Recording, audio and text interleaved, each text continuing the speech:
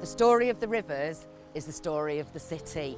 So, you know, in telling the story of how Manchester started on the banks of a river, and then it started to grow on the banks of a river, and how it expanded, and how we used the rivers and abused the rivers and are trying to reclaim the rivers, is a really powerful story for the city, really. I can remember my mother telling me that she lived on the banks of the Mersey, down in Old Trafford, that area. And she used to say, her mother, my grandmother, used to say to her, never go near the river, never go near the river, you'll catch fever.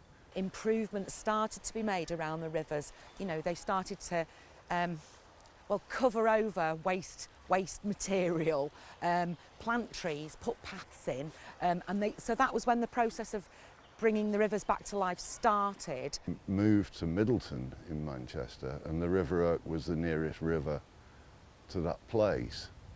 And back in the day, it would appear to be 3 or 4 different colours a day. There was that much industrial pollution going into it. First started working on the River Irk back in probably about 2008 when I really started to developing an interest in it. So the River Irk was probably Manchester's forgotten river with regards to river restoration and water quality improvements. And it was just I started to notice things, species appearing that hadn't been there previously and things like that, and it really enthused me to get involved. And we trained up some local volunteers to go out and do river fly kick sampling with a net, counting the number of insects to monitor pollution.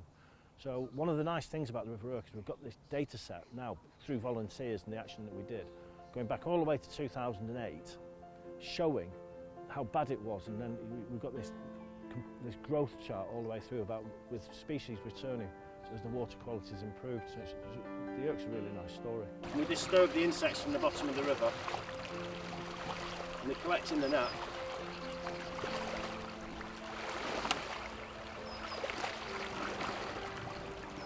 And then we can have a look at them in the tray. We're looking for 8 key indicator species. These are all the same species. So all of these ones here are freshwater shrimp. But the importance of having cleaner water and more insects in the river is that it encourages sort of wildlife in general. So if we get nice clean water, we get more water plants, we get more insects in the river. In turn, that leads to more fish, leads to more things. Bird species like dippers, kingfishers, wagtails, herons.